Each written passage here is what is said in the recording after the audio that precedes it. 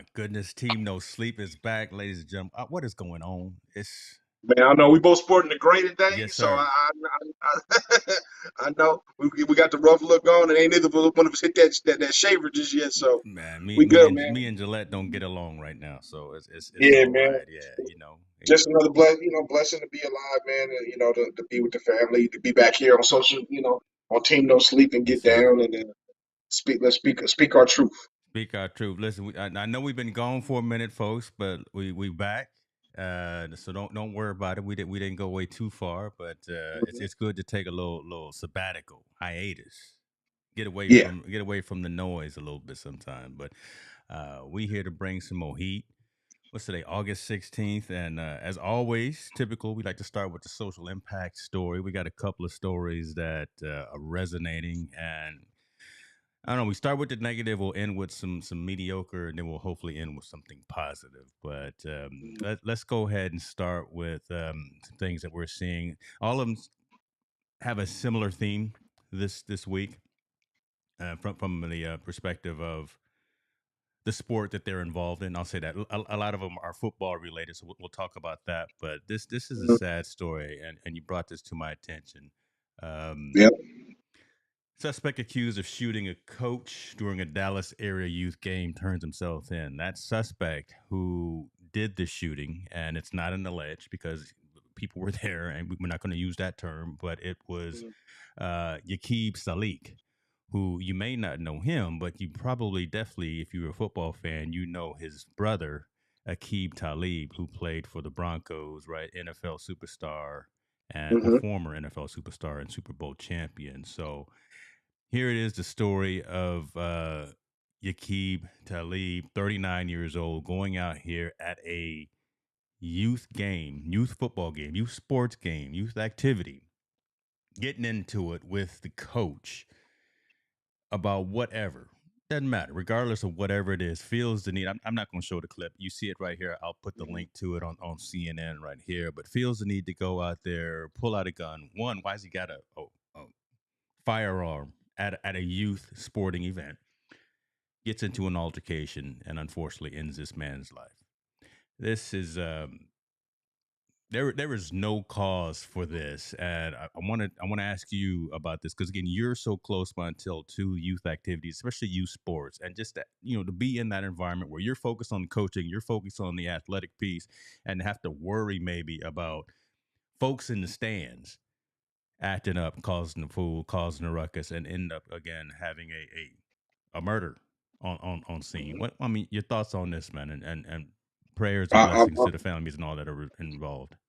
I mean, first of all, like prayer to the families that were involved, the victims of the family. That was just this is just unsad. But I mean, to be perfectly honest with you, man, this is one of the most heart wrenching stories I've seen in a while Yeah. because it's plagued on where the innocence is. Right, this is a nine-year old youth football game. 9 years old, 19-year-olds playing regular football. Um, for whatever reason, which I've been to a lot of youth football games and youth events. So yourself, so as many people out there, and there has never been an incident. Hmm. There's so much I even wanted to fight and argue about, much less kill someone over, murder somebody over. Let's be honest, just murder somebody over. Yeah. The fact that you know, this has become a frequent kind of story in our inner city neighborhoods, right? In our passion in passion of football, youth football, especially I hate to say it, unfortunately, in black neighborhoods Hmm. or urban neighborhoods, we should say that these kinds of things are happening. I don't know what kind of argument he possibly could get over where he wanted to kill a man over.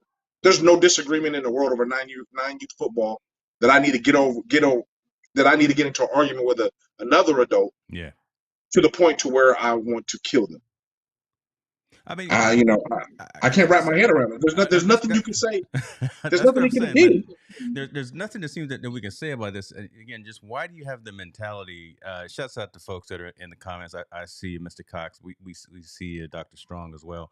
How can you think about this, folks that are in the audience right now? You've got kids. You're out there. You got soccer, baseball, football, whatever the case may be. You're in the audience, or you're in the crowd. You're watching the game, and here to the side of you, some parent gets into it with the coach, and it gets beyond verbal altercation. It gets beyond throwing a water bottle at them. It gets beyond running out on and yelling at the referee. It gets to an actual point where you're actually shooting the person and killing the person. How do you even move on from this and still want to have your kids involved in athletics? Do you just become scared now and decide that, you know what, I don't I even don't. want to be involved in these things? I think that's the wrong statement. I don't think it's to be involved in athletics. Athletics is not the problem. The athletic is not the problem. The event is the problem and where it's located. And I hate to say it, but the uneducated, ignorant people that are around there in those events. We've seen clips after clips, months after months, of where coaches are fighting in youth games. Yeah. I hate to say, I'm gonna call a spade, black coaches. Okay. We Oakland Dynamites 2 weeks ago, shooting where a young girl was Right. shot. We talked about that, right? Black neighborhood, and now we come to hear in Texas that this is on film. Another black neighborhood event with black coaches and black people there, and unfortunately now we have a murder. And let's not even sugarcoat it. He murdered that coach in front of his 9-year-old son. In front of his son, in front of his wife, and I It's, believe he also has a daughter as well. So his entire family, yeah, plus the mental anguish of all of the other kids that were there, and anyone they're, else that they're, was around at the event. So in our black and brown communities, man, we got to do better. yeah, Those are supposed to be sanctuaries of safety, right? These youth events are supposed to be sanctuaries of safety where we can go celebrate our kids playing, having a good time, having that 1-2 hour. They can escape all the crap. I'm mm-hmm. gonna be Oh man, we're go ahead and on say it, the brother. We internet. here. Yeah. All the shit that goes on in their lives all week, from wherever their home, whatever's going on in their home life, whatever's going on in school, whatever's going on in neighborhoods, all this shit that just involves in those situations just because their income or the socioeconomic status, they can go through all that stuff, and this 1-2 hour event kind of gives them that escape. Yeah, Right? This is an escape mechanism for those kids. I don't care if a kid is good, bad. It doesn't matter. He's participating in the sport and he's having fun with his friends and out there playing. Why is it that freaking two adults have to ruin the whole fucking event because they have an argument or a disagreement, whatever it may be? It's that kind of event, man. I can't wrap my head around why that is a situation that we fucking got to do better. We have to, so because at this how point right here, so I, I don't, I don't, I'm I don't. asking these doubting Thomas questions, and I kind of know Mhm. answers, but I really want to get the dialogue. I mean, how do we Yeah. get better, right? Do we, like we do at the Oakland Dynamites game? Do we now have armed guards, armed police That at that can't each be. That's event? not feasible. That's not possible because there's too Okay, many events going on. So yeah, that's not possible. yeah, It's got to be something with us as a people. We got to hold ourselves accountable, and we have to hold others accountable to uphold a certain standard when we're attending these kind of events. First of all, we got to address the root of the problem. I was mm, having a conversation with our brother Kevin Bracy today. okay, We were talking about it, and I was talking about the situation, and we were talking about in our events we had, there were some things that went on. Maybe a fight would probably be the worst thing that broke out when we were growing up. Even when my oldest son and them were growing up, maybe a fight might break out, or there was a disagreement. Even that was too extreme. That was yeah, way too extreme. That should even happen. But now we come to a point where this generation of parenting and kids were born into that 90s. I hate to say it because I'm a product of it too. Of that hip hop generation. No, they're a wow, product of that hip hop. yeah, And I'm uh-huh. gonna tell you right now where I'm going with this. They're part of that hip hop generation where the entertainment has had so much influence on the way they grew up. This thing called disrespect or not respecting. Mm-hmm. If you don't respect me, I have to handle it in a certain manner, which is illustrated through all the music and entertainment that we're used to. So it's a I'm, product of I'm, the so it's a I'm product of the environment, and it's a product of what we tend to listen visualize to. on TV. What Okay, we listen to, visualize, we're just kind of just there. yeah, Those things right there, I know it's not a direct correlation, but it's an indirect correlation to the behavior that patterns these way. Think about it. You disrespect me, yeah, I got to go after you. I got to talk about everything that goes after it. I'm even going to talk about murdering you, right? Killing you on the record or on a video or whatever in the movies or whatever. Over in disrespect, let's get it for them. We put a lot of pride on this thing that's called disrespectful. Disrespect is sometimes usually a difference of opinion, or if somebody that done something to you, they can most likely, in 9 times out of 10, can be corrected by easy conversation. that's true. Folks are talking. It can be I was rectified just by having the easy same conversation. conversation with my son a couple of days ago, right? I told him, I, listen, because he's getting ready to go that off you and do his thing. I said, just know the battles that you need to get involved in, right? Always, wow, that is that, exactly the that and you know conversation I'm what's having. funny? I had day before yesterday, me and my son were talking about a situation where he felt like he got disrespected. Yeah. He said, oh, coach, what, I won't say what the situation, but he said something happened. Somebody said something that was very disrespectful to him. I said, you need to go ahead and talk to the person. Right. Tell him, hey, man, I don't appreciate you disrespecting me that way. If you got something to say like that, don't say it in front of anybody. Come to me and talk to me about it. It was somewhat of an authoritative figure that said something that was out of pocket. So I told him, I said, you're a grown man at this point now. You need to go have a conversation with him. Don't walk around with a bitter face. Don't be mad. Go have that conversation with him and set him straight to make sure he doesn't do that again. Simple conversation. He had it with him. The end of it. No, there's no problem. Guy, he was actually just trying to make it be funny. It wasn't funny. Handle it. So 9 times out of 10, this so-called thing called disrespecting someone could be handled and be resolved with a simple conversation. If we just communicated together. Yeah. Just a communication. But we have this thing in our ingrained in our Black culture and our people. You can't disrespect me. If you disrespect me, there's a problem. Yeah. Period. Right after that. And 9 times out of 10, man, it doesn't even have to result to a problem. It could just be easily resolved. And I don't know where we can resolve that. I really don't know, because in our generation, we grew up with 70s parents where it wasn't that, right? Our parents, Black pride.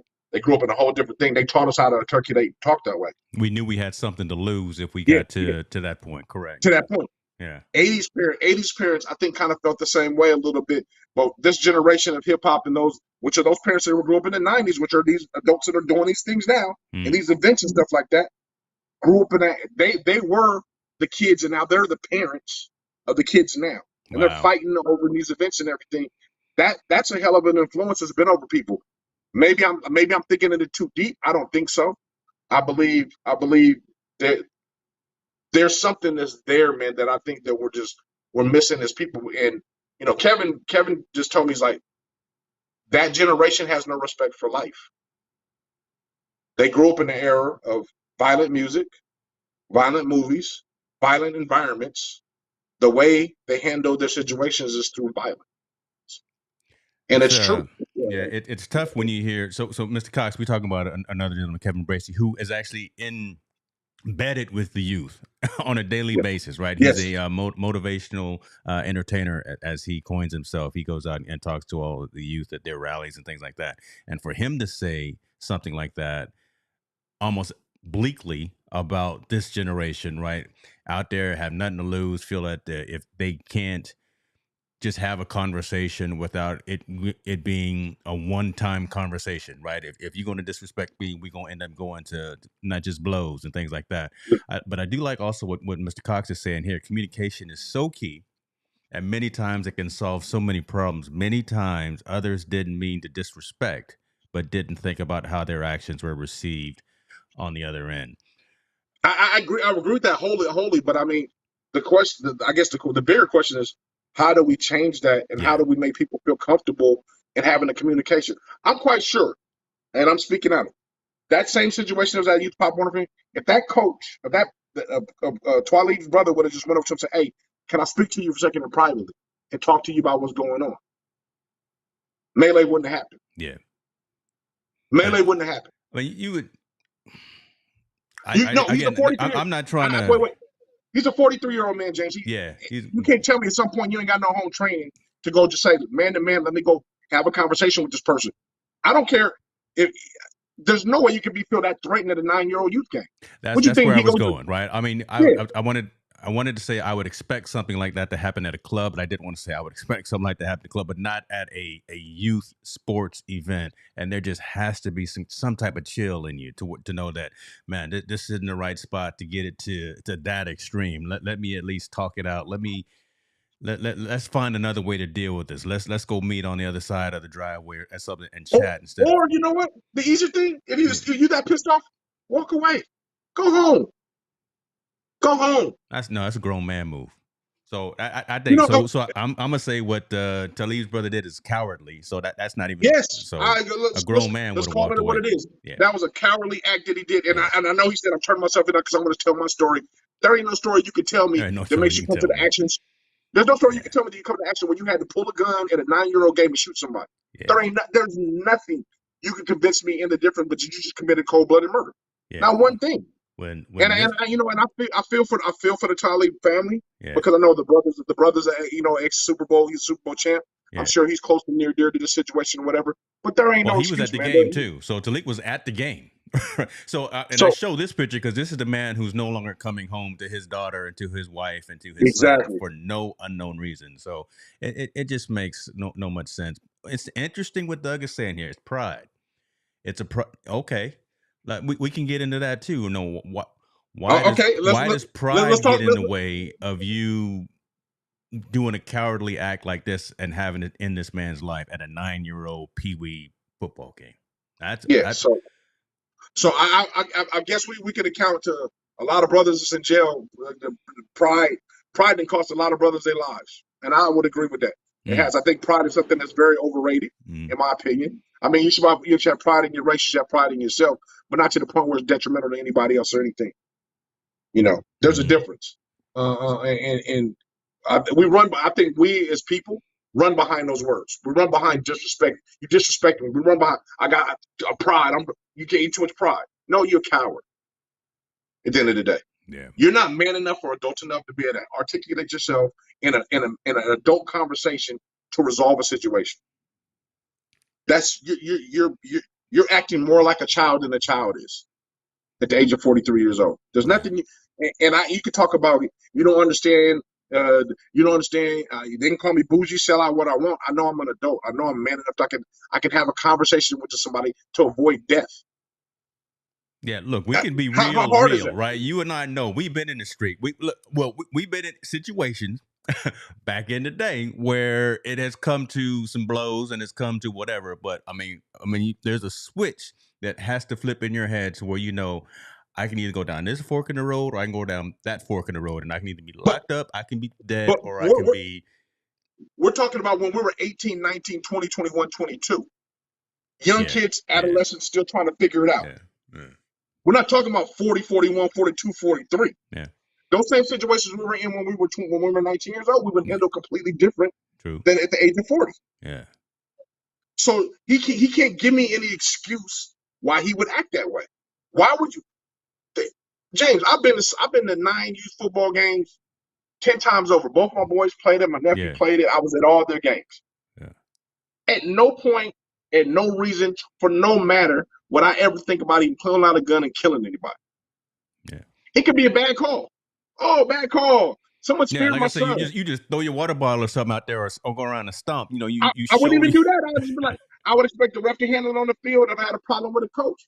Coach, can I talk to you after it and we can talk about what's going on? Why you ain't playing my son? Whatever the case may be that I have a disagreement with, but I can talk to the coach. Yeah. And if the coach is being that belligerent where he didn't want to, I'm man enough to walk away. All right, man, well, you don't want to hear me?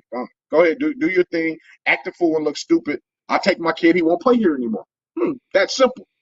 It's pretty much that easy. I have that right to do that. I don't have the right to come there and bring a gun and shoot you over a disagreement. I don't. There's nothing you can tell me. If I'm on the jury, there's nothing you can tell me to sway my matter. And like I said, I feel sorry for the Talib family because they're going to have to deal with this whole thing, this overshadowing their other sons' accomplishments. Right? Well, this isn't a good look for nobody, but you're right. This is kind of that attention that you don't need, especially when it gets to this point. I like one thing right here that Doug is saying, and kind of in tune with what you and I are saying, right? As we get a little more seasoned, look, we just too old. Right, we walk away and we live another day. We know again where and when not to roll up the sleeves or whatever the case may be. It is not, and it hasn't come out what the situation was, right, that caused this altercation to happen. Well, the only situation that could have came that maybe I don't even think I would do it even then. If someone harmed my family, if he harmed my family, that's something. That may be a different ball game. But the fact of the matter, you came to a 9-year-old. So if you came there to do something with a gun, that's premeditated already. Yeah, that's a crazy. Premeditated. You come to a 9-year-old game and you got a weapon on you, man. That's not right. That's premeditated already. Yeah. So whatever whatever he turned himself in, they want to tell the police, it doesn't resonate. I could care less what he's done at that point. Because if you had to come to the game to do that, how come you couldn't wait till after the game? How come you couldn't wait till when he drove off in his car and followed him and did whatever you had to do if it's that detrimental instead of doing it in that situation? So I'm not really understanding what excuse he's going to say that causes that. But the fact of the matter, there's too many incidents happening at these youth events that are supposed to be sanctuary for kids in our black neighborhoods, which is going to cause, it's going to be a ripple effect. But now we're going to quit all. There's going to be no youth sports because they can't protect these youths from violent acts happening. Well, Is that's what's that going going to to be a fair? happen, right? So that's the bigger story. That's the other part of this social impact story, folks, that we're getting to. Yeah, this is a tragedy of what happened, but now this is again that negative eye on youth sports, on young black teams and leagues and things like that, because so much is happening. It is when you look at the front page of the news, it's always the Oaklands. Now it's the Lancaster. Dude, this 25 miles from Dallas. I'm gonna be in Dallas at the end of this week, right? This is where I'm gonna be next week, right, for an event. So it's in these neighborhoods. So legislators, city councils, or whatever, going to say, you know what, we can't have we had enough. We can't have events around y'all because y'all don't seem to know how to act, and that's just what's going to happen in these capitals and these city councils, in these meetings, because people are going to get intimidated and think that I can't come and integrate and play with these types of folks because so much is going to end up jumping off. And then what are the innocent bystanders going to do? What are the innocent youth going to go? Why should anyone fear going in any neighborhood to a youth event? Yeah. Let's keep it honest. Why should anyone be fearful going into any neighborhood in this country? Yeah. At a youth event, like that's there for kids to participate and play. That is supposed to be a fucking sanctuary, especially when it comes to kids. Especially when it comes to that age, right? Again, so we got mental trauma that we have to deal with now for these youngsters as well, who have saw this horrendous act happen, and that's just going to domino into everyone that was around her. And the fact that more people ain't pissed off about it, it makes me even more angry. That makes me even more angry because, I mean, man, we're dealing with an area and in a sport they already condemn as violent. We're dealing in areas that they already condemn as violent.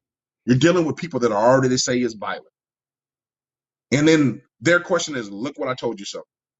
Forget all the 99% that are doing good. They look at the 1% that's doing bad that makes change. Which fucking irates me. It irates me because the case of the bad apple, the one bad apple spoils the whole bunch. These are these cases. The Oakland situation is those cases. Situations like this in Lancaster, these cases. The cases that we see on the internet when the coaches are fighting, having a full-out brawl in front of these kids over stupid shit, man. Yep. Over 9-year-old games. Yeah. Like, it's 9-year-old games, man. I'm baffled, man. 9-year-old games. Like, there's no argument we should even be having. Okay, you beat me. Okay, good. Let's go home. I'm gonna teach my kids to play better the next time we face. And let's get better, right? Let's lace them up again next week. Yeah, let's it should be teachable moments, not moments where we got to figure out how we're gonna resolve youth coaches from acting belligerent and fighting on the field to now till we have a murder on the field at a fucking Pop Warner game.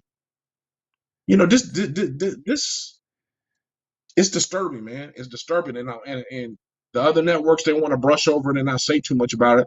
The professional networks just say, "Oh, his brother," and they move it on. It's maybe a 10-second bite. It's bigger than that situation because me and you both know, James, as we're dealing with community, there are community leaders that will fight for it, and there's going to be community leaders that go against it. Yeah. And those ones that are going to go against it got more ammunition in their belt than the ones that don't. Unfortunately, they do. Yeah. We're playing out in that situation. It's just like the situation with the kid in the soccer in LA. And we didn't cover that story. It was a couple of weeks ago. I'll make it real quick. Young man at a soccer game playing tournament, fight broke out, he gets killed.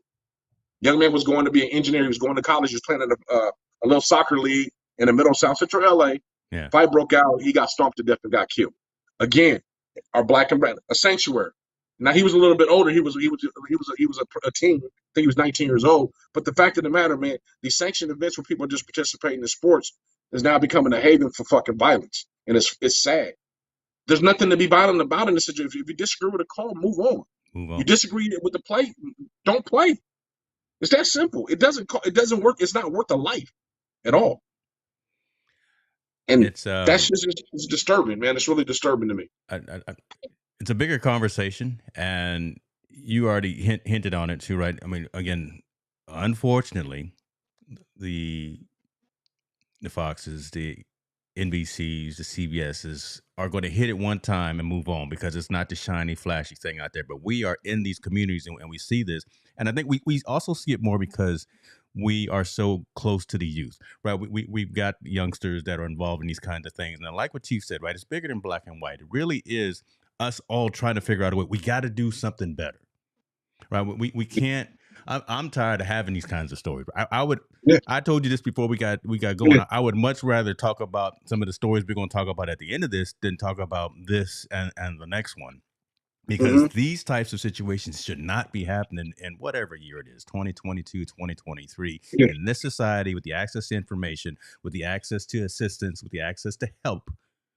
We should not be having a 40-some-year-old man at a 9-year-old football game killing the coach for whatever reason. It's gonna come out. We don't know. We can assume and we can speculate, but this we just as a There- species have to do better. yeah, there's no, to me, there's no excuse. And I hear him saying it's bigger than the black and white thing, and I get you. But unfortunately, man, this is a tab we need to tab into, a racial issue, because these are not happening in white neighborhoods or white communities. It's happening in black and brown communities, these deaths and these situations. So white communities are excluded to this because it's not happening there. It's happening in our communities. It's happening in our predominantly black and Latino communities, and probably, and some Asian descents and all that communities, where the socioeconomic is a little bit is in the less part, and these things are happening. And I don't care where you're at in this area, where you at, where you live. We all know kids and churches are sanctuaries. Yeah, Those are things that those are places you do not. you just Those don't are where mess the with. violent You just events, don't mess with. where you can be safe for those few hours. That's the safety net. Especially when it comes to kids, they've always been off limits. Always, to the violent situations. If there's a problem I handle it after. If there's a situation where it has to come to that, where it has to come to violence like that, we're not going to do it there at the church. We're not going to do it at the playgrounds with the school. We're going to do it somewhere else. Those have always been those kind of situations there, and now seems to be disregarded. And like I said, now we're dealing with just regular adults doing this to regular adults. The soccer killing in L.A. The drive-by shooting in Oakland. I don't know if that little girl passed away, but she definitely was shot. I know that for sure. And now we got a coach killing. We got a fan coming down and killing the coach. Yeah, And this is what we're only in August, the beginning of football season. This is the yeah, beginning of yeah. football season. Right. Well, I mean, look at it, and we'll move on to the next story because again, it's an unfortunate, almost similar type of thing, but we're just now getting to be back out with other people as well. Why is why is it the fact that we were locked down for a long period of time, and now that we're back out with our neighbors and with our communities, we have pent up frustrations. We feel we got to take an argument Judge, I would think that for to a that little bit. level. I know mental health is a real deal. I do. Yeah. Well, fuck hiding behind that now. That's all. That's Mm. I'm past that. Hmm. I'm past that, especially in this situation.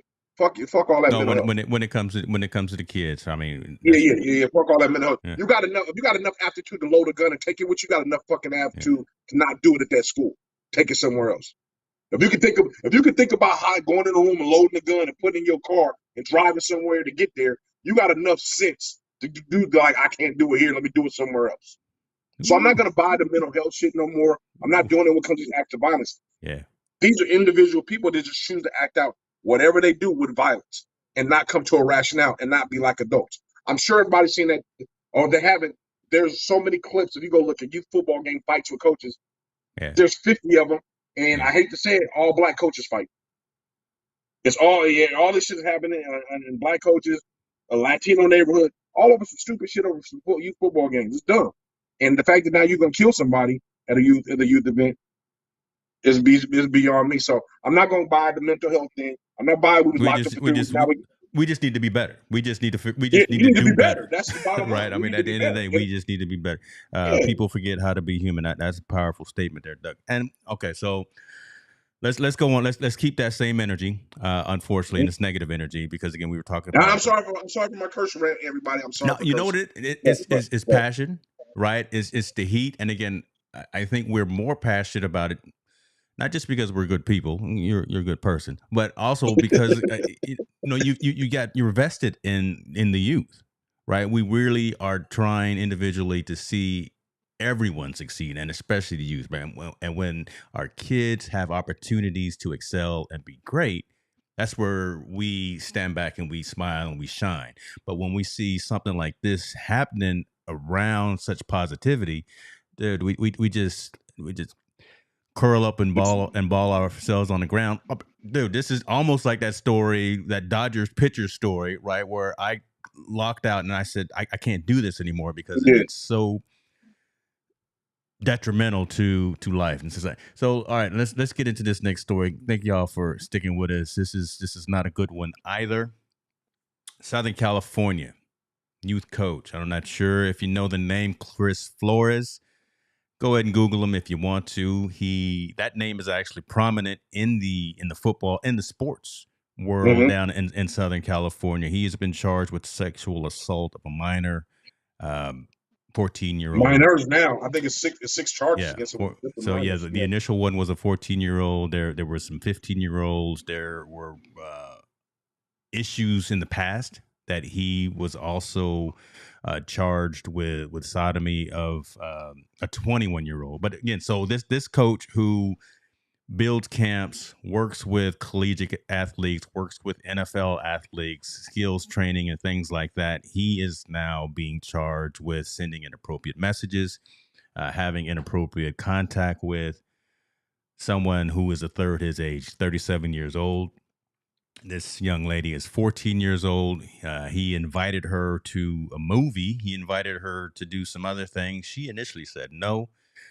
He look. I don't have to make this stuff up. You gotta. I can read it right here. The allegations surfaced on social media, stemming from an audio recording of the two parties, where the male prods a girl to go see a movie with him. When she declines his request to FaceTime, the man says, "We talked about this. You got to stop with the nose." So he's being uh, overbearing. He's asserting his dominance. 37-year-old man over a 14-year-old girl, and again, there were some items and some things that have happened again with this young 14-year-old girl. She's obviously not being identified, but this is someone, again, a trusted figure within society with our youth, overstepping the bounds. He's locked up right now. Yeah. Mm-hmm. Hopefully this man doesn't get out for a very, very long time, but other children are coming out. Like it says here, a second girl, 15, made similar allegations to the Riverside Sheriff's Department. And we'll just see how this works out. But again, this is so now again, how do you think about this? Right now, you're the Yeah. parent who has put children around this man. Probably did a couple of good things, right? Probably opened a few doors, probably helped with some things, but then you bring your daughter over to have conversation with him because he knows sports and whatever the case may be, and you end up getting stories like this. Now, That this shows you right now in today's site, can't trust nobody. can't trust nobody. Can't trust not I was one I was person I was because gonna say this something very similar. You this, just this, can't this trust you nobody. know you know this dude, I don't know him personally. I think I might have seen him around. His face looks familiar, but I'm not quite sure if I saw him in a camp Yeah, or something like that. Being down in Southern California, but this dude, he preyed on young ladies. Why? Because he was training them, or he had some involvement with training them. I watched the interview on news with one of the fathers. One of the fathers wanted to take matters in his own hand. He didn't. yeah, He didn't. He didn't take her out, but he was making advances at her. The father or uncle got really, really pissed off and was going, go after this guy, but the family talked him out of it. And now with this situation, he's like, this dude's a sick individual. He's been doing it for a while. This is just he's finally got caught. yeah, Um, so I guess swirlings or word or whispers were going around about his behavior. Um, and now it's finally, rightfully so, he's finally got caught and he should be behind bars. It's just unfortunate, man, that he's preying on these young kids' dreams, right? These kids want to become the best athlete. He's helped training them, helping them go to camps, helping them do all these things. And he's talking about how he can get them there and do these different things. And then he takes advantage of these young ladies. He's foul. He's a yeah. foul individual. And, I'm sure the court is going to deal with him the prominent way. And it's just unfortunate. You just can't trust nobody. I would always say, like, even when my sons train with a trainer, you know, I watch. I go there and watch. Mm. especially like the first, 5, 6, 7 times I'm there, Right. you know, and then when I get to a point, okay, maybe he can go by himself. I go by himself, and then I ask right afterward, how did it go? What was going on? What did coach say? This and this and that. And if I see there's any activity, or too much talking beyond outside of training, I want to know Mm. what it is. Yeah. If he's texting you or calling you or she's texting you or calling you, I want to know what it is and what's really going on. Because again, you can't trust nobody. You Right. can't. You don't know what their ulterior motives are. So with that being said, this is a prime example of that, and it's really, really sad. Um, it's just messed up, man. Yeah. Let It's a me ask. messed up story. Yeah. Let me ask this because I think Doug asked mentioned something pretty interesting. Someone needs to be fired if they knew about the previous charge and still hired him. And I got it on the screen right now. Again, back in 2010, July of 2010, the fact that he was charged with 3 counts of unlawfully kidnapping and carrying away a woman to allegedly commit rape, sodomy by anesthesia or controlled substance. Come on, man. And rape by use of drugs. This is on his record. Yet and still, the man gets hired to, or gets allowed to have this camp and gets allowed to be this close and this intimate with athletes. Mm-hmm. Somebody could have. Can't somebody stop even this camp from opening, or this man from being in such a prominent position to where he's It, it, attached to the it, youth? Shouldn't there be like a flag or a tag or something on when you look up his name? I don't know, right? I guess I I'm believe, just wondering how I this works. believe, I believe it should have been. I mean, I didn't realize he had a charge back in 2010. Yeah, Because I didn't read this story. I read a different yeah. one. I didn't, if he had charges, he shouldn't have been hired, anywhere. He shouldn't have been able to do those things and those things. And that again, as a parent, you need to investigate, right? I know it shouldn't be the No, parent's keep fault. You that. should Oh, be able that's to no, that's trust a good somebody. point. Keep that onus on the But keep. you Yeah. but Mm-hmm. you as a parent, you need to investigate. You need to Google who the trainer is and ask questions about, to other people. How is it? What's going on? Do you know anything about this person? This right here is, to me, I pray for the victims. I hope they get justice and everything. But to me, to all these other parents, this is a wake up call. Wow. Like you need to Wow. really check, investigate who you're leaving your kids with, Mm-hmm. especially if they're young kids and if they're young ladies. Mm-hmm. You know, especially I'm not negating males that are teen males, but it doesn't happen as often. I should say, but definitely if you are young kids and females, I think you need to investigate who they're training with and see what's going on and understand what's going on, because situations like this can happen right up under your nose and you don't know about it. Darn shame. Darn shame. Man, hold on. I see you got a wristband you on. You all right? You ain't had Oh to. yeah, I'm cool, man. Just Okay. little sprain, little Okay. sprain. Don't worry about it. I'm All I'm right. good. You can't throw the Yeah, football like you used to. I just want to make sure that no, you are okay. no. Don't trip it. I can thug it out on this, and don't Oh, worry about see, that. there he go. Oh my gosh. All right. We Yeah, gonna somewhat lighten it up. But listen, we got to hit you hard right at the beginning, folks. Right? We got to talk about the stuff that matters and the stuff that resonates, makes you think before anybody logs off. So so yeah. let's do better. Let's talk to people. Let's find a way to continue to do better. So we have less and less of these types of stories hitting the news wave. But um, I'm gonna say this is a better story, but it's still an unfortunate story. Um, Retirees from the NFL. We continue to talk about CTE. You can right, and that's you don't find that until you're dead. But Yep. there was testing that was done a few years ago through the NFL about dementia and about NFL retirees, and specifically about the black players and the way that black players were scored. Y'all know it. And if you're a sports fan, Mhm. if you're an NFL fan, you knew the huge controversy about that. They were scored on a different scale than their white counterparts because the score system was based on the fact that the test felt that black players' mental capacity was lower than that of their white counterparts.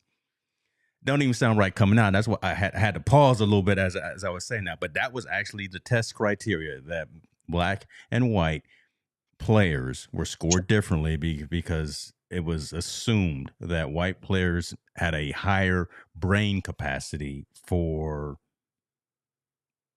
comprehension for whatever. That's been revisited. That's been rebuked. That's been disavowed, disqualified. All those adjectives right there. A lot of players now, many players are, I believe it says, of the 646 black men who tested were rescored. Nearly half now qualify for dementia awards. 61 are classified as having early to moderate dementia, while averaging awards topping $600,000, while nearly 250 more have had milder dementia and will get up to $35,000 in enhanced medical testing and treatment. So it's a good and it's a bad. It's better, but it's not. It doesn't solve the issue. It's a problem. Yeah. The scoring piece, I still can't get over that, and I remember just when it happened, right? Just the fact that they were talking about doing the scoring, and then the black folks, we gonna score them on a curve because they're not smart enough. Wait a minute, what? And I just don't understand why that didn't bubble up so much and have more of a ruckus about that. But now folks are getting their day, and this was back in 2020 when the lawsuit first came out about this. But now, 2.5 years later, these players and their families are getting some repercussions, and they're getting their money. They're getting their additional finance for medical assistance. But again, there still needs to be changes in the policy, and I'll let you talk about it, but there still needs to probably be changes in the game. I think they're trying to figure something out with the new padded helmets and all that. But talk to me a little bit about your thoughts, at least about this story. First, we got to shout out 60 Minutes and ABC News who did the investigation. They're the one that kind of broke the story. It wasn't ESPN, wasn't none of them. You're right. It was more so. Shout out to them for breaking the story, and then we brought it to our attention to kind of talk about it. Say more. That one more time, because it was us that brought it to everyone's attention. Before everybody else. As soon as ABC News did something, and I saw on the news, I shot you a text that night, like, man, we got to talk about this. Yes, sir. Yes, sir. But this right here, to me, still is not enough. I mean, the NFL. Let's be honest with you, they're just covering their tracks, right? Yeah. They're going back to retest. And they say, okay, half will get it, but what about the other half? You can't tell me that those other half of those other people can't be in a situation with their scoring, which we don't even know what that is, however they do it or whatever is going on. You know what? This is a league that everyone says they love, but they are so scandalous behind the scenes in things that they do. In their business practices. So let me ask you right this before you continue to go on. And shouts out, I see the boss in the building. Okay, I see you in here. I appreciate you, Mama, for joining the show. This may have been around the time where a lot of folks were saying we were not going to follow the NFL anymore. Right? I mean, I know it was right around the Kaepernick kneeling, and then this story came out. A lot of folks were saying, you know what, I'm done with football. I'm done with the NFL. I'm not even going to watch this anymore. It's no longer going to be my sport pastime. We're back. Why are we back when they continue to do? We can go down that path if you want to, but again, and I can tell you why. And I'll tell you exactly why, because it's one of the greatest sports entertainment things to watch.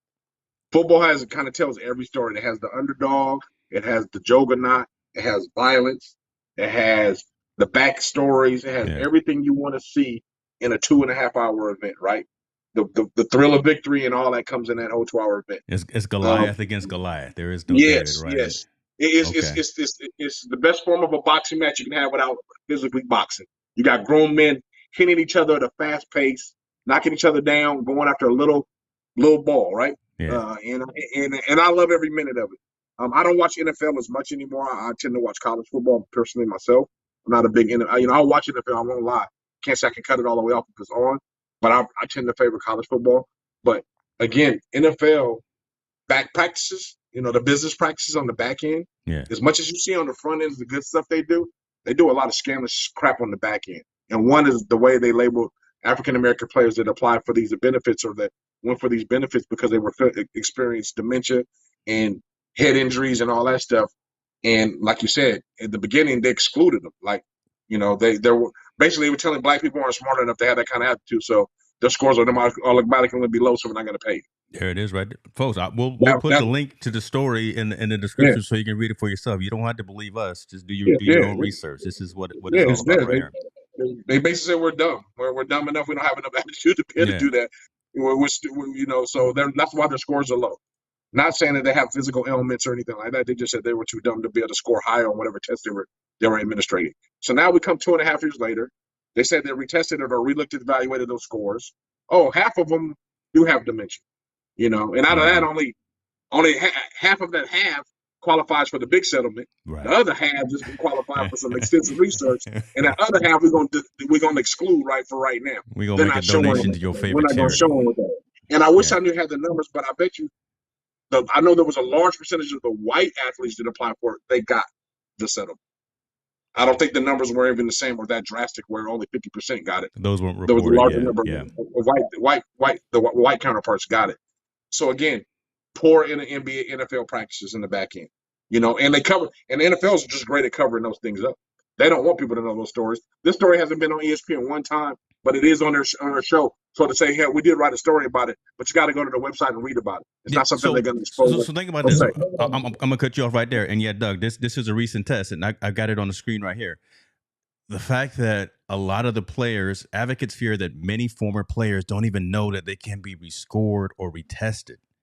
Right. Mm-hmm. So again, it's not being just blown up out there. Publicists and agents and managers aren't telling players that, you need to go out there and get this money. I think about this really hit me when I started thinking about like soldiers and military veterans, when I think about like my dad or so, just having access to PTSD and having access to resources for those that fought to protect our country, not knowing all the resources that are available to them. Why? Because nobody's talking to them about it. And that reminds me of when you have a large homeless environment, which are full of vets that have mental illness and all that. Yeah. They don't know they have access to the veterans hospital. Yeah. They don't know. They don't know why. Because again, it's not. I don't know. It's not sexy. It's not. They don't want to give out that money. They don't want to give out the resources, but they want to say, okay, we make it available to you, but how do you get it? How do you get to it? How do you get around to getting those resources? Well, and let's be honest, there's a lot of red tape, right? Involved. A lot of red tape.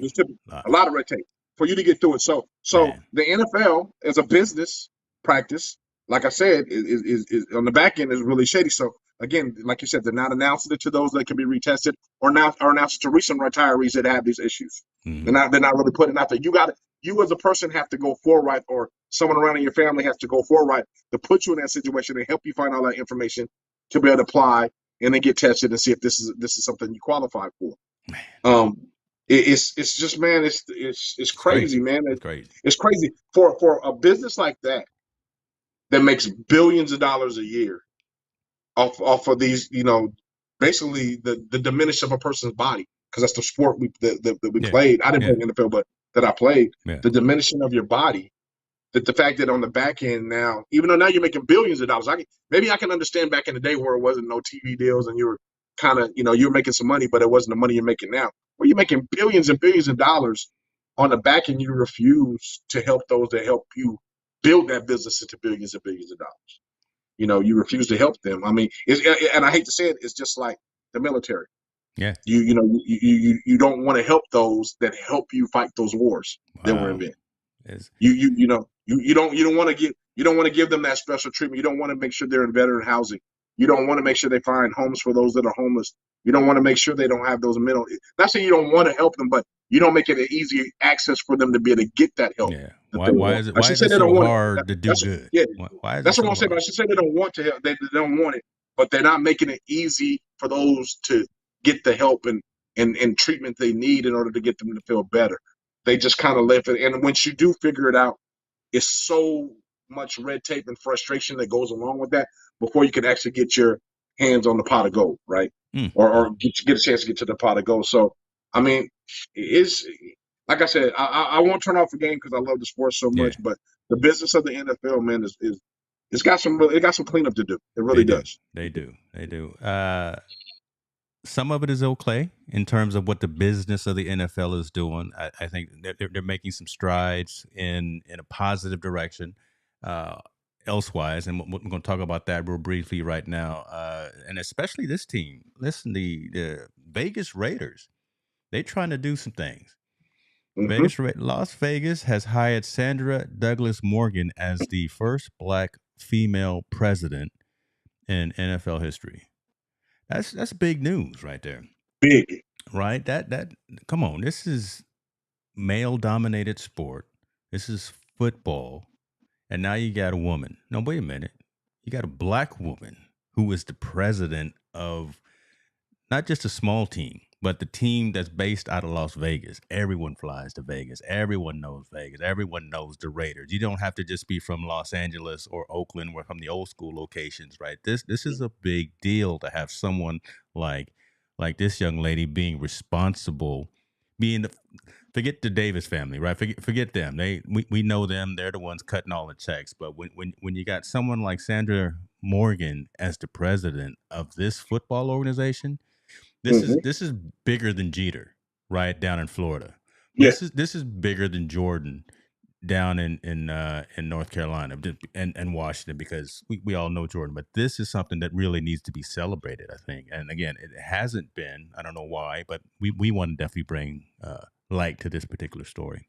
yeah. I would love to give flowers to her accomplishment. Obviously, she's paved the way for herself to become the president of the Raiders, which is, I believe, their team worth is second to Dallas, right? As far as sport franchises in the NFL. So Raiders make a lot of money.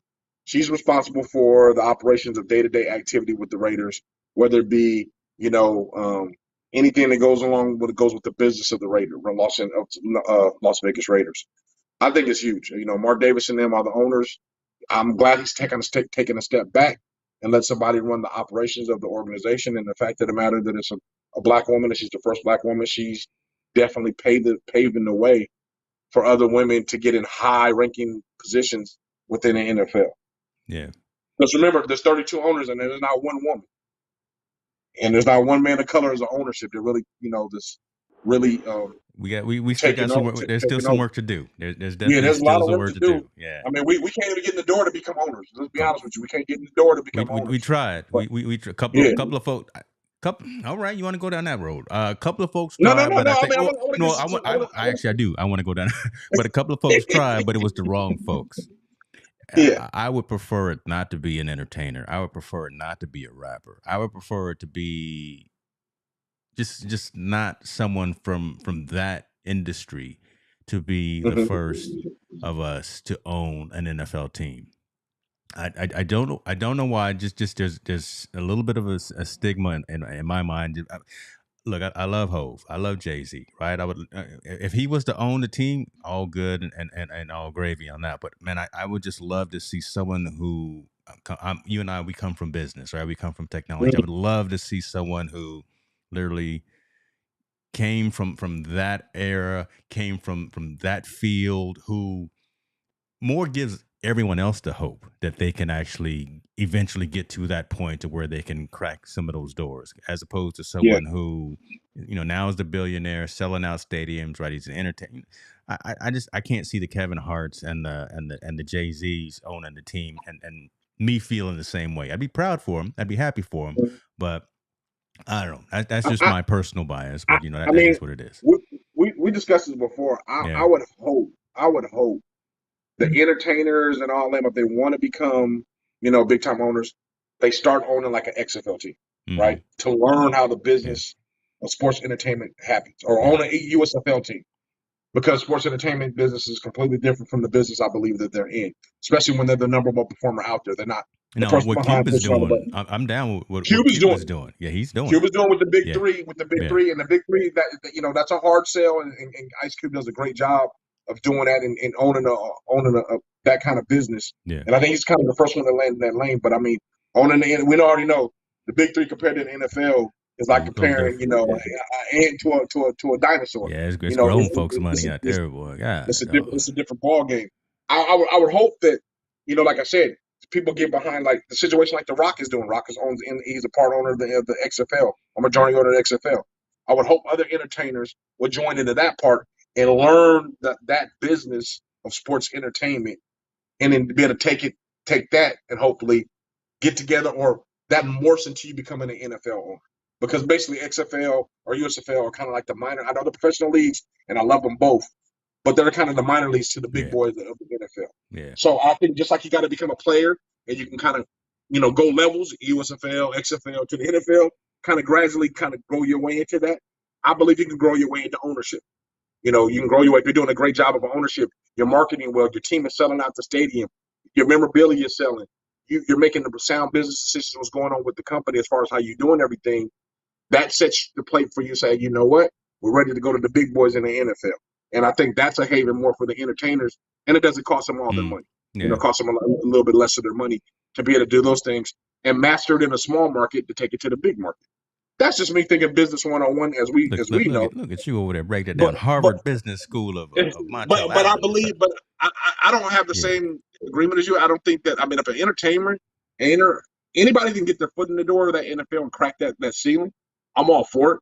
Yeah. Because I know it's such a good old boys club, and those guys are dinosaurs. And some of them are gonna be expiring pretty soon. I don't want to say it, but those some old guys on that. Jerry Jones is what, 97? Yeah, or something like that. So I think whoever gets in there, I would hope they can get in there and break down more doors on the business side than the athletic side. The athletic side takes care of itself. Yeah. But help create more jobs and more opportunities on the business side, not only for their team, but also in the league overall.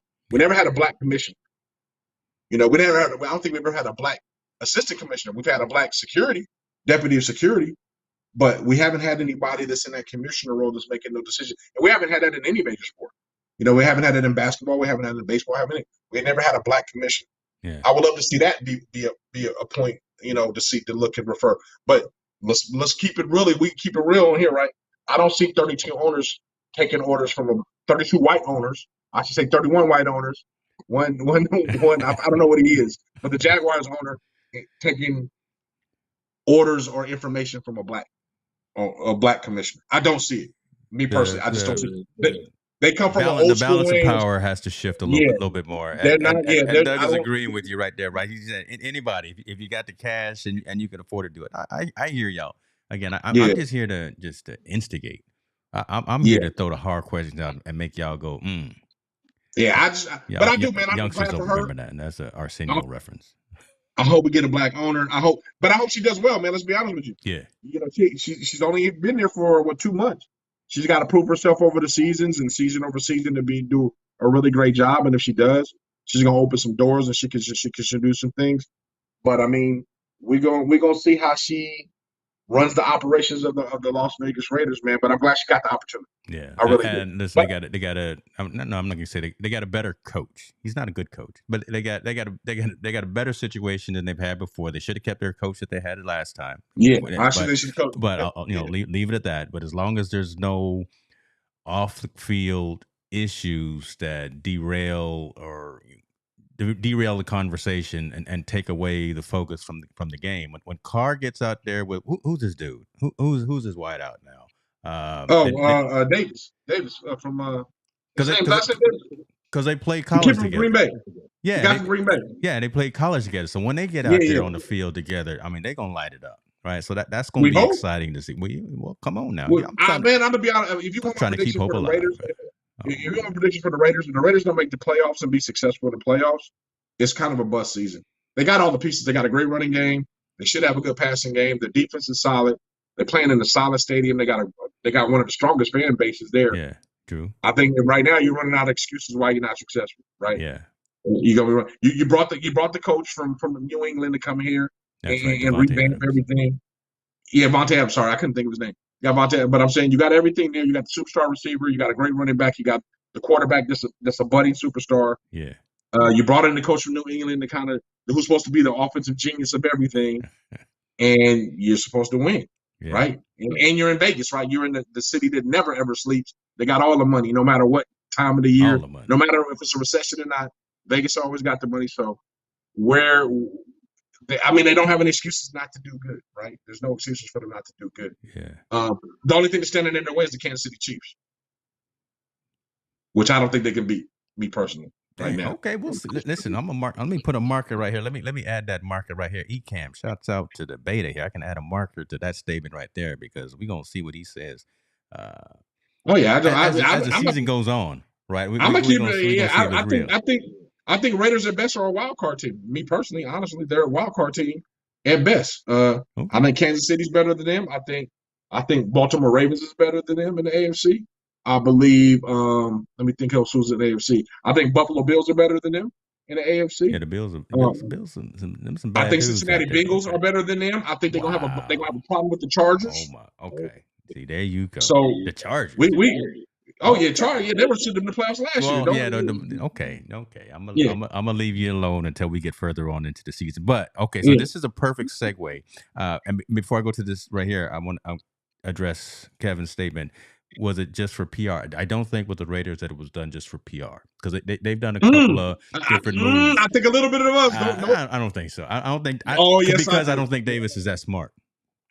You don't got to be that smart. I don't think Davis is that smart. So no, I agree. I think a little bit of his PR, but I do think she has the credentials to fulfill the role. Yes, I don't think they didn't hire a person that wasn't qualified. They hired someone that was qualified. Correct. But I believe hiring an African American woman is somewhat. It looks good in all angles for sure. But I just don't think I'm biased. I don't think that the Davis family is that smart. Okay, you being nice, bro. I'm being nice. Listen, it's been a long time since your boy been online here. I'm trying to gain the followers back again.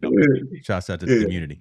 We talked a lot about football. Let me ask you this: are you willing to pay for more access to the NFL? Are you willing to have more views of what happens on the field? Are you willing to have more analysis provided to you, to your phone and to your inbox, and just to see more out of area games and things like that? Is that something that you'd be willing to pay for? Me personally, no. But the fantasy football people, absolutely, they're going to pay. Those people that are entrenched in fantasy football, I think are going to buy that service because they want to know what's going on. They want to see all the things going on with their football teams and their players all across. So I believe NFL Plus, you think is more geared towards the fan duels and the what is it? So that's a whole different aspect right there. The folks that are doing the online betting and the fantasy football side that would actually pay for this additional access to their game. So what you get with this live out of market preseason games, you get all these preseason. No one cares about preseason. You get all of the regular and postseason games. You get full and condensed game replays. So you get kind of the extra camera angle and the extra audio angle from folks on the sidelines and the coaches and things like that. $30 a year. I think people are going to pay for, especially. Hold on, let's see. NFL Premium. What is this? So NFL limited time. I could have got it for $29.99 a year when it's after this early access offer. It's going to be $80 a year for all NFL Plus features, full game replays across devices, condensed game replays, and coaches film. Now the coaches film could be dope. I mean, yeah, I think $80 for it. I wouldn't pay $80 for it. Yeah, it ain't that deep to me. I believe, like I said, I think those fanatic fantasy football player leagues and people that want to be in those leagues, I think they'll pay for it. And I believe since we're always on the move, this doesn't allow you to have to be stationary, right? You can watch now on your phone, but you can watch your local games or your cable provider that provides. This will allow you to watch any game you want to watch while you're on the move, while you're on the run, while you're doing, you're running your errands with your significant other on Sundays, and you still won't miss a beat. You can watch it on your phone. So I think it's a market for it. When you're supposed to be paying attention to your significant other, you're gonna be sitting there with the game on. Not me, because I won't pay for it. They ain't gonna come out of my pocket. But yes, I can see people definitely taking this with them, and definitely going, while they go out to, go grab a little lunch or they going shopping or something like that. While they sitting there, while their wife is trying on clothes, they're gonna be right there watching the game, cheering on and doing their thing. Or while they're supposed to be in church, they can watch any game they want to watch. Pray for them. They're supposed to be in church. So what does this do? I mean, Doug is asking this question. What does this do for the red zone? Right? What does this do for Sunday? That's what I'm saying. I like red zone. Red zone's perfect for me because I get to just see the highlights. And I get it on my TV and I can see it and I'm good. I think this just gives you more of in depth of the whole game live, better than red zone. I don't know if it kills it. I really don't know, but I know this is something I think people will take advantage of, especially for only $29 a year. I think catch the early bird special. Absolutely. Yeah. We'll see. I'm trying to reduce subscriptions in this house. Looks like I got 2 college kids, just like you, right? So I'm trying to reduce all of the outlay. I think this is valuable. Kevin's saying, who cares what the coaches are saying and doing, but that could be the only part of the game that we don't currently have. right? That Yep. could be kind of the almost probably the most interesting thing that we don't already have from the ESPN highlights and the Sports Center and the recap. But I don't know. I may do it just for like the first couple of weeks, just to see how it is, and then and then Hmm. cancel it. But Yeah, uh, I'm not. I'm like I said. I'm not a really big fan of the NFL anymore. I mean, I'm proud when yeah, the college guys get to go there and they get to play in the league and they make their money, and I'm excited for them. But just not a big. I'm a bigger college fan. I'd rather sit there and watch college football and talk about what's going on at the college game, where I believe the game's just a little bit more pure, even though the NIL is changing that. It's a money game now, but I like it. I like college just a little bit more. Plus, my son plays college, so Saturdays, I'm all entrenched in what he's doing. I'm not really paying attention to anybody else I going there, got and you. then I I'll got figure it you. all out later on. So, I got you. Okay. Doug's talking about 10 years from now, everything gonna be pay per view. yep, I agree. On demand, some kind of way. Okay, we'll see. Let me ask this. We can do one and a half more stories here. I want to be cognizant of folks' time. They're all football related this week. Okay. Listen, it's okay. It's It is that time. But before I get into that, let's go ahead and do this.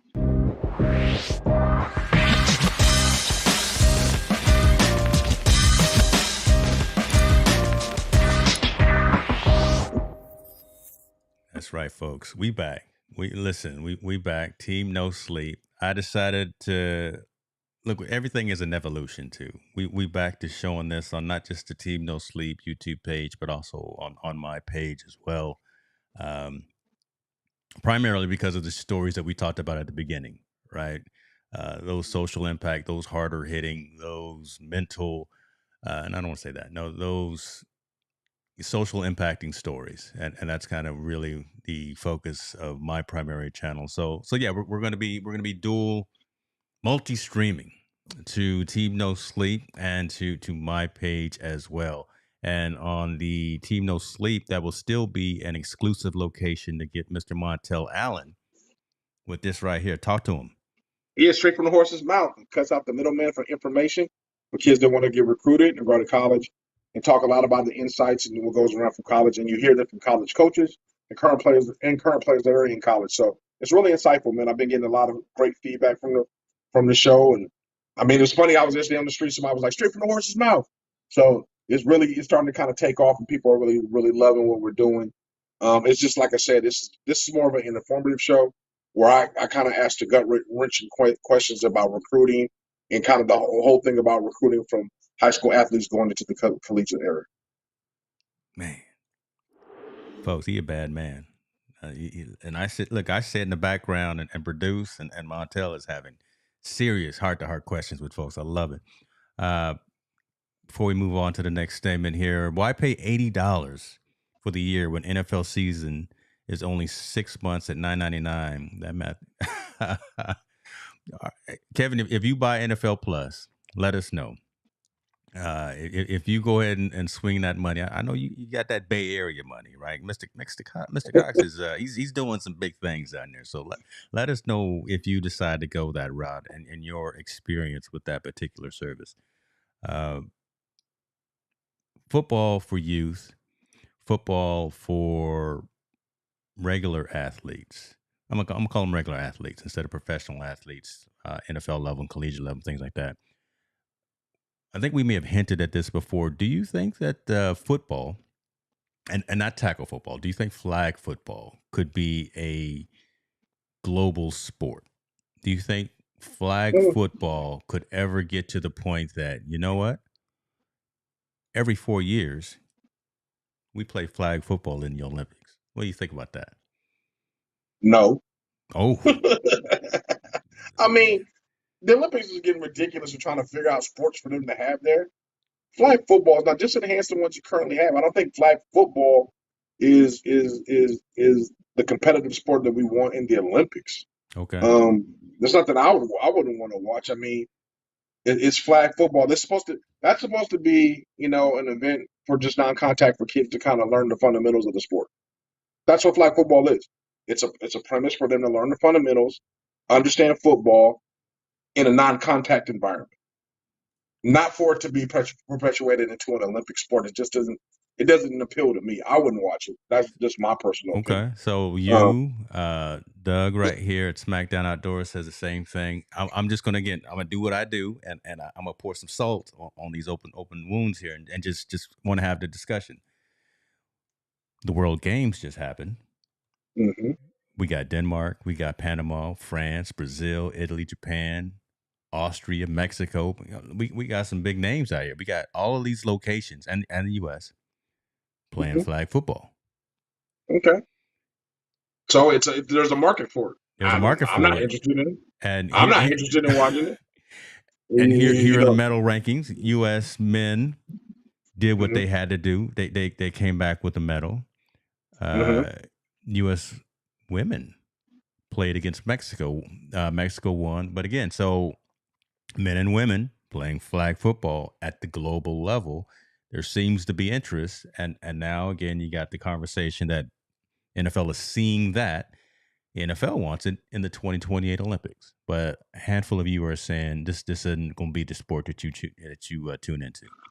I'd rather have rugby in the Olympics if I'm gonna have another Oh, there you sport. go. Okay, I'd okay, rather have all I'd right. rather have rugby there, but I mean, yeah, the Olympic or the NFL's pushing for something that I don't think is there. I mean, again, I like flag football. I think flag football is definitely for kids from the fundamental.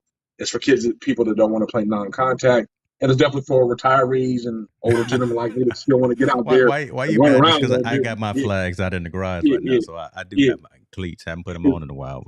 And As long as look, the see, knees can hold up and I can move a little bit, maybe I can get out there and play for a quarter or so. But I don't think it's something that I yeah. want to see out there as a competitive sport um, in the Olympics and going against other countries or something just like that. It just doesn't. I think there it is right there, the competitive piece, right? It would be Yeah. a decent activity, but just at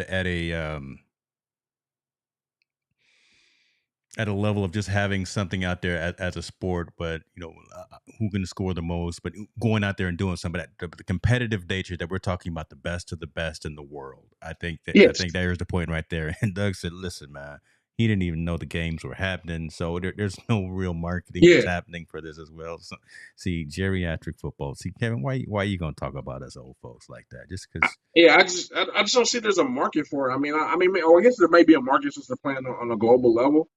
I just don't see it pushed to that point where, hey, I got to watch a flag football game. Yeah, It's kind of like like now we have 707, like the invasion of 707. There's been 707 been invasion at the high school level. yeah. And people argue about that. It's a necessity, but that's a necessity for preparation to play contact football. Um, Flag, I don't want to see as the ultimate of ultimates. It just doesn't not going to be, and I don't think it's going to be very entertaining to at least not to me. Maybe somebody will watch it. I'm You'd not. I rather mean, watch curling, huh? Okay, you'd rather yes, I watch would rather some. watch curling in the Oh Winter my Olympics gosh. or cross country when they shoot the target. So I forgot what that's called, but There he when go. they He don't know yeah. this. He don't even But know this sport. no, I don't want to watch flag football, especially not Summer Olympics, man. I'm not. No, there's no way. All right, all right. I don't, Throwing it out there. See, and again, we come with everything, folks. You weren't even thinking about that, right? We are having these in depth conversations, bringing about flag football in the Olympics. We'll go ahead and put our vote in for saying no, that's not going to yeah. happen. Uh, Unless they want Team Sleep to cover it, then if they couldn't, well, there you go, right? We can go cover that. Listen, I yeah, know what yeah, we're gonna talk about probably next week, though. Remember, we brought up about the LIV, about this whole golf thing, and yeah, yeah. remember, I think even you thought, this ain't gonna be nothing big to talk about. But listen, I know it's it's gonna be as big as it is. I tell you it's that getting right off the now. chain, right? I told y'all this was gonna get ridiculous, and now we got LIV, we got PGA, we got Tiger Woods flying back and forth, I, turning I'm a big, down I'm a big, $700 million. I'm a fan of LIV, man. I'm a big fan of LIV. I think they cool. They doing some big things over there for golf. So So we're gonna I'm we're gonna all talk about I'm that all because I think there's gonna be some more activity happening around that, and hopefully, listen, we're gonna go and close like this. Hopefully, next week we either have some more uplifting stories. Maybe we can tell some positive things, and something good happens within the next 7 days to lead the show off from the social impact perspective. But if you got something that you want to share with us, let us know. All right, you see, we trying to bring the truth. We going I'm gonna listen to ESPN Sports Radio tonight about 10 o'clock when I'm in the gym, and I'm sure they're gonna talk about the exact same thing that we talked about. Never talked about it before, but as soon as Montel Allen opens his mouth and starts talking about some of these types of stories, somebody and little birdie is listening. Fox News and what is it? ESPN Sports Radio. But bro, we did it again. Take us home, man. Yeah, man. I mean, like I said, in this state of mind, man, please reach out to somebody, tell them you care about them, reach out to family members, friends. Just let them know everything's okay. Say your prayers and peace, man. We out. Team no Y'all be sleep. good. We see y'all next week. Yes, sir.